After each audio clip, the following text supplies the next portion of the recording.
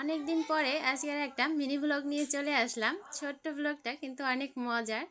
বন্ধুরা, এই যে দেখো আমার হাতে একটা গিফট বক্স। এটা হচ্ছে ব্লেন্ডার, আর ব্লেন্ডার সিঙ্গারের ব্লেন্ডার নেওয়া হয়েছে। ব্লেন্ডারটা আমি এই প্রথম খুললাম, কারণ আমার মনে মনে একটু রাগ ছিল, আর রাগটা থাকাতে আমি এতদিন ধরিনি। এই ব্লেন্ডারটা পূজার সময় আনা, আর আজকের খুললাম, খুলে দেখি যে কি অবস্থা আছে।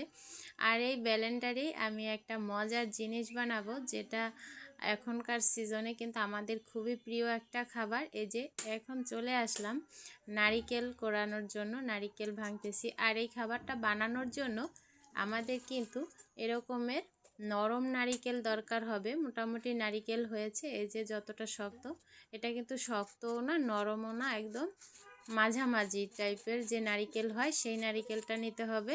আর মধ্যে একটু ঝুন নারিকেলও দিতে হবে। আর নিয়েছি এখানে চালটা আমি আগে থেকে ভিজিয়ে রেখেছিলাম, আর চালের ডাবল দিতে হবে নারিকেল। তো নারিকেল নিলাম, নিয়ে আর চাল নিয়ে আমি ব্লেন্ড করে নিচ্ছি। আর এই ব্লেন্ড করতে করতে আমি একটা মজার কথা বলি। পূজায় মানুষ কিন্তু কত ধরনের গিফট পায়, দামি দামি শাড়ি, তারপরে থ্রি পিস, দামি অলংকার, অর্নামেন্টস পায়। আর আমি পূজায় গিফট পেয়েছি ব্লেন্ডার। আর কি আর বলবো বন্ধুরা, ব্লেন্ডার গিফট করেছে আমাকে। অনেক দিন ধরে মাথা খাচ্ছিলাম ব্লেন্ডার করে, তাই আমাকে পুজোর সময় ব্লেন্ডার এনে দিয়ে বলতেছে এই তোমার পুজোর গিফট। তো আমার তো মনে মনে রাগ হয়েছে, তাই আমি ব্লেন্ডারটা তখন খুলিনি, আজকে খুললাম। আর এটা কি বন্ধুরা, হয়তো এতক্ষণে বুঝেই গেছো যে আমি এটা কি বানাচ্ছি। এটা হলো নবান্ন। আর এই নবান্নে কিন্তু আদা কিন্তু দিতেই হবে, আদা না দিলে কিন্তু ভালো লাগে না। আর নবান্নটা আমার কাছে গুড় দিয়ে মাখা করলে ভালো লাগে, যেমন বাটালি গুড় বা খেজুরের গুড়, তাহলে কিন্তু মজা লাগে। তো আমি আজকে চিনি দিয়েই মাখাবো। তো যাদের এই খাবারটা এখনও খাওয়া হয়নি, একবার হলেও এরকমের বানিয়ে খেয়ে দেখো বন্ধুরা, খেতে কিন্তু অনেক মজা লাগে।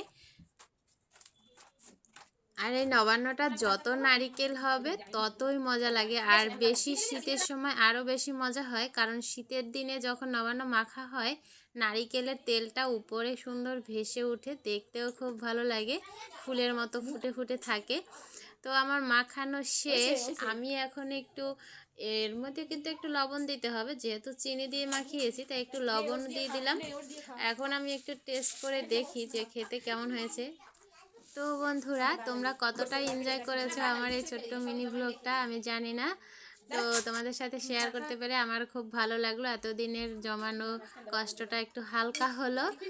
তো অবশেষে আমার ফলোয়ার্স বন্ধুদের অনেক অনেক ভালোবাসা জানাই। তাদেরকে তো নবান্ন খাওয়াতে পারবো না, কাছে পেলে খাওয়াবো।